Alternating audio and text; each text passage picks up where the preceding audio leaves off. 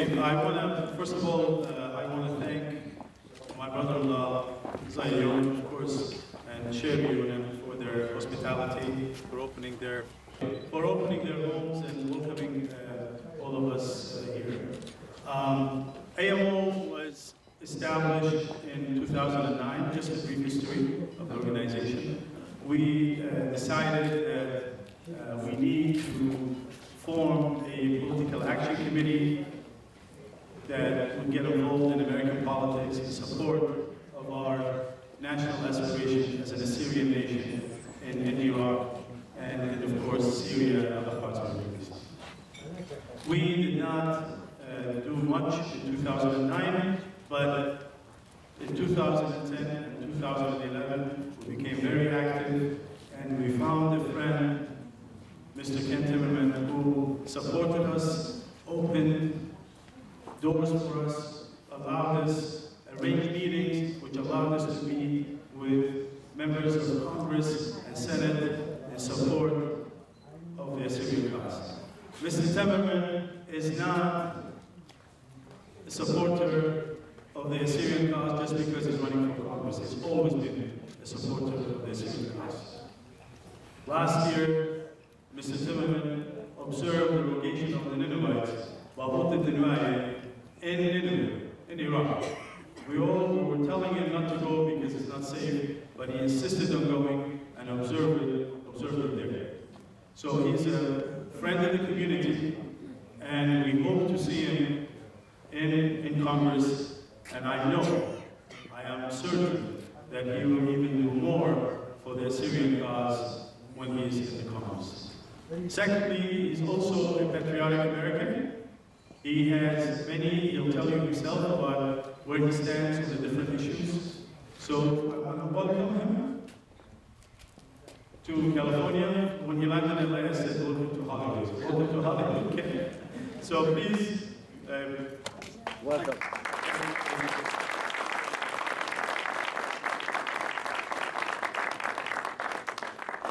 Shalom. Shalom. Good evening. Be happy to. Thank you. Thank you all for coming here. Now, come on, we're not in church, so come on, get a little closer. Okay, come on. Let's get a little closer so you can hear me all, so you can hear me. Thank you very much. Look, it's a great pleasure being here. I've met so many amazing people here tonight who've come from far away. Many of you have lost the countries of your birth. I'm here to tell you, this is your country now. Yes. This is your land. You're free here. Let us keep our freedoms this year. This election in 2012 is capital for our country. Our freedoms are on the line as they have not been in my lifetime. We need to fight to preserve those freedoms. We need to fight to preserve the country that we all love and cherish. I learned the importance of freedom the hard way, like many of you. I learned how important it was when I lost my freedom. I went to the Middle East the first time in 1982 during the war in Lebanon as a young reporter, and I was kidnapped by the PLO. They held me for 24 days underground in a cell with 16 other people, about 4 meters by 5 meters square. We were bombed day in and out, day in and day out.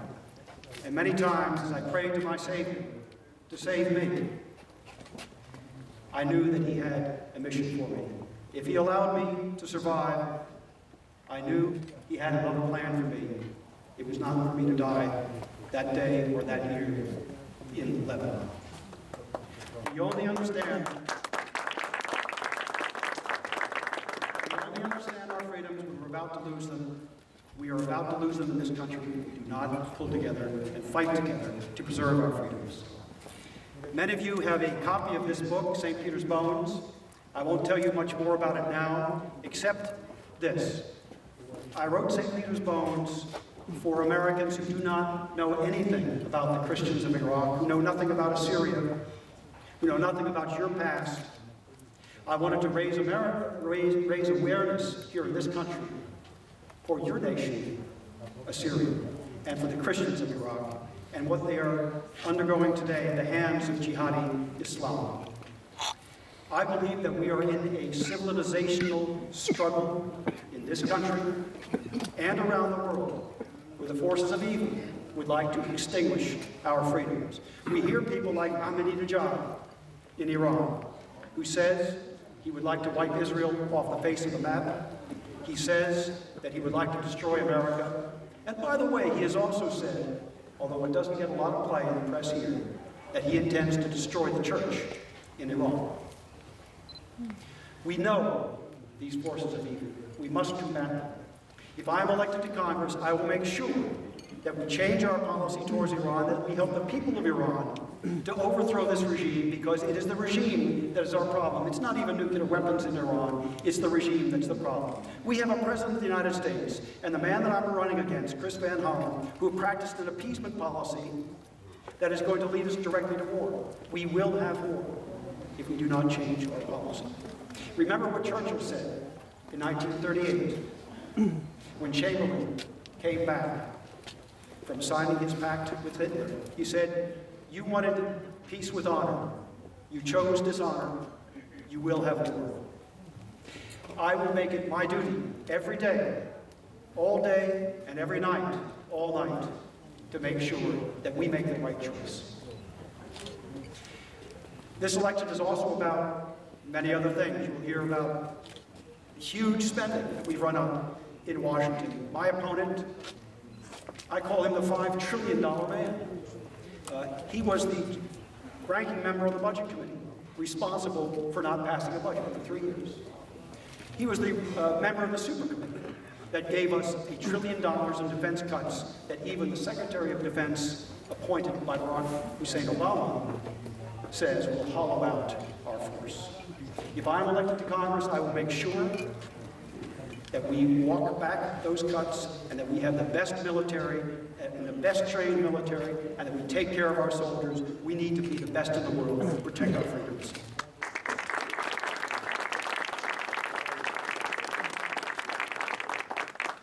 Finally, I want to tell you a little bit what it means to have a member of Congress who understands you and understands where you come from, understands your issues.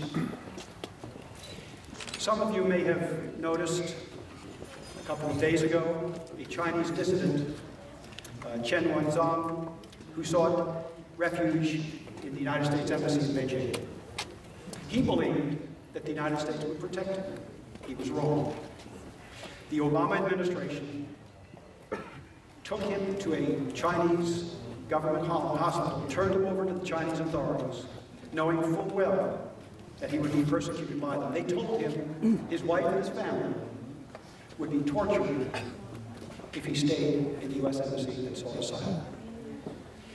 Once he was in that hospital, he managed to call Representative Frank Wolf in Washington. Frank Wolf, many of you know, he's one of the heroes of the issues that we care about. He's a hero of international religious freedom. Frank Wolf held a snap hearing in Washington the day that Congress was out of session to champion Mr. Chen when he was in the hospital. And guess what happened? Both the Chinese government and the Obama administration took notice and changed their views. Now Mr. Chen is going to be allowed to come to the United States, it looks that way, under a scholarship from the University of New York. All because of one member of Congress. I will be that champion of international religious freedom, and I will be that champion of our freedom here in the United States. Thank you very much.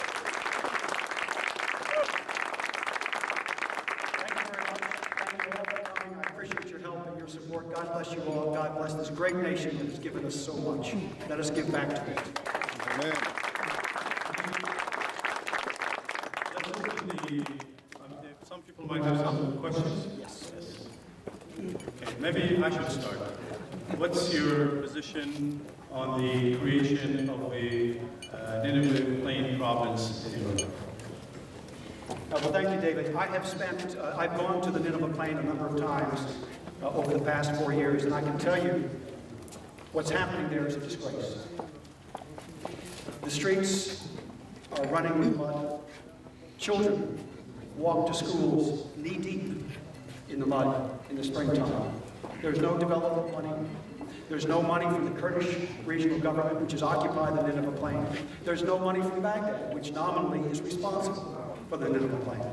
I believe we must support the wishes of the 16 parties that have come together in the Nineveh Plain calling for administrative autonomy. This is the only way that Christians in northern Iraq will be able to, first of all, ensure their security, and after that, be able to rebuild their economy. They need your help, they need your investment, they need you to give back, but they also need to have security, and security first. And the way that we get that is by putting pressure on Baghdad for administrative autonomy within the Nineveh Plain.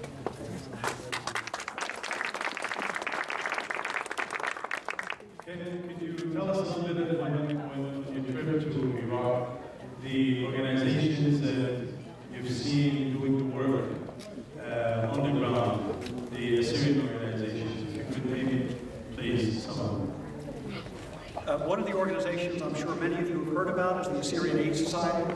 They are present on the ground. We see their work, building schools, building community centers, building clinics.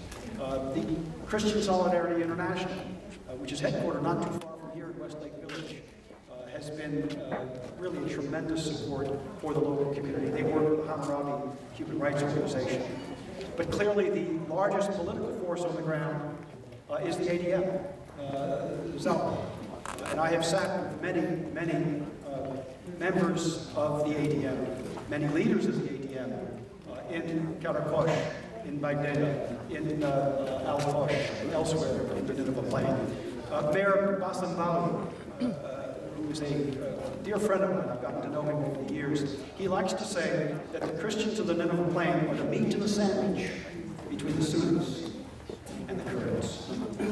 We need to make sure that you are the whole sandwich, not the meat in the sandwich. And we get that by working for administrative autonomy in the Nineveh Plain. What can the Assyrian community do to have your voices heard in Washington? Number one, elect a congressman who understands you.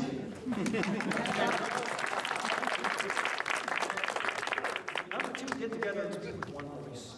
Get together and speak with one voice. Go to Washington, as David Lazar has gone many times.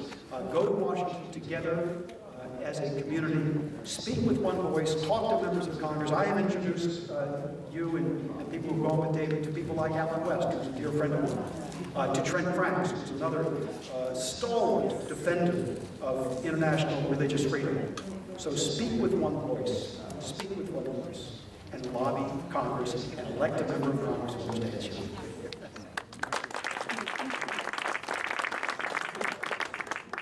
Any other questions? Come on. I have three. Okay. You're holding back. Well, I wanted to give everybody else a chance to ask one question before I ask you. Mr. President, first of all, thank you for recognizing the Syrians and for being our friends. My first question is, my son, in less than 3 weeks, will be moving to Maryland, of all the places. Do you know about the laws of Maryland, whether he has to be a resident of Maryland for a year before he can vote? Nope. So he can vote right away? He has to register. He has to register and then vote? Yes. Now, he's going to be going to I don't know why it's fading away. It's fine. University of Maryland. Is that in your district? It's right next door. It is right next door, but he can work for me. That's great. I'd love to have him, yes. Question number 2 is your fellow Marylander, Mr. Michael Steele. Have you heard of him? Yes, he's a dear friend. Okay, is he endorsed you? Because I didn't see in the list of endorsements his endorsement. Michael Steele has had his... Michael Steele had a difficult tenure as the head of the RNC, and he has pretty much stayed out of politics recently. But he is a dear friend, and we know each other well, and I wish all the best to him, and I know he wishes the best to me. My last question is, what about RNC? Have they lent their support to you? For those of you who do follow politics and understand the NRCC, the National Republican Congressional Committee, Eric Cantor, who is the majority leader, has a program called the Young Guns Program. Now, I guess I'm not quite as young as I was once, but they tell me I can qualify for the Young Guns Program if I raise $100,000 by the end of this month. So it really is a question of money and how much money you're able to raise. They consider that to be a sign that you have support. So that's what I need to get recognition from the NRCC, to get them to help me in my campaign to be Chris Van Hollen, the $5 trillion man. The man, by the way, who was instrumental in the creation of the KRG, I should say. Chris Van Hollen used to work for Peter Galbraith. Peter Galbraith.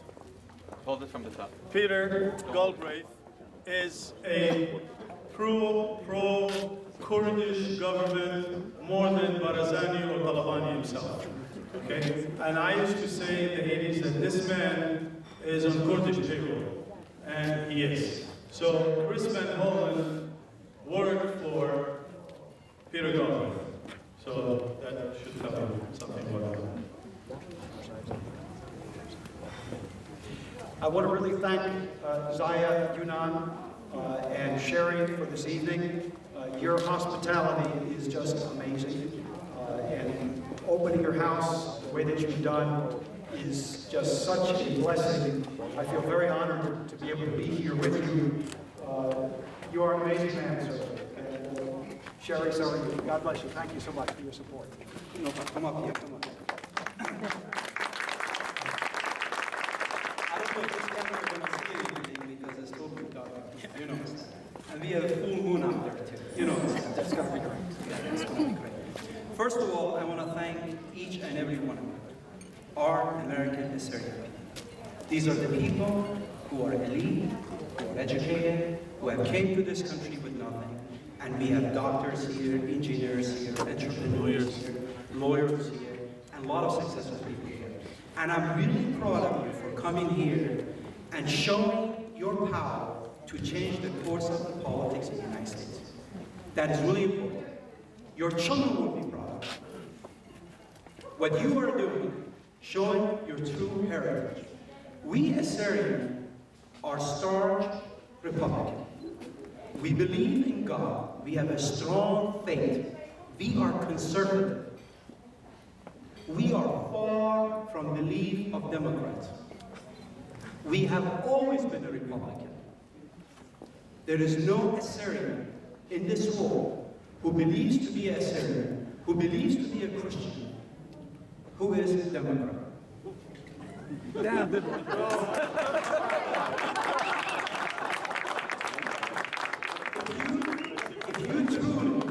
If you truly know the difference between Republican beliefs and Democrat beliefs, then you will believe it. But I'm proud of you for coming here, spending money, and supporting someone who has gone beyond his duty or his responsibility to bring visibility about Assyrian who are suffering, Assyrian who are not living the life we are living. These are our brothers and our sisters. When we are here, sitting in our homes, eating our dinner, watching our TV, and being very content with how we live, we forget about all the pain and agonies that our brothers and sisters experiencing throughout the world, Iraq just being one of them, Syria, Turkey, and all the other countries. And I want to thank you for coming here, for allowing us to help you. We're going to help you. We're going to help you tonight beyond any other religion or any other ethnic background who have supported a candidate from across the country. We are Californian, and we are going today show the people around the world that we, Assyrian California, not only will support you, not only are we going to help you, but we will continue to help you, as we have with the next President of the United States, Mitt Romney. We have raised more money for Mid-Romney, Governor Romney, in the last 3 months than any other state in America. And the reason for that is because we're tired. We are concerned about the direction of this country. We are concerned about the people in office today who have no respect for our Constitution, who have no respect for our beliefs, who have no respect for our founding fathers, who worked so hard to develop this country, where each one of us traveled a great distance to get to. Bravo, bravo.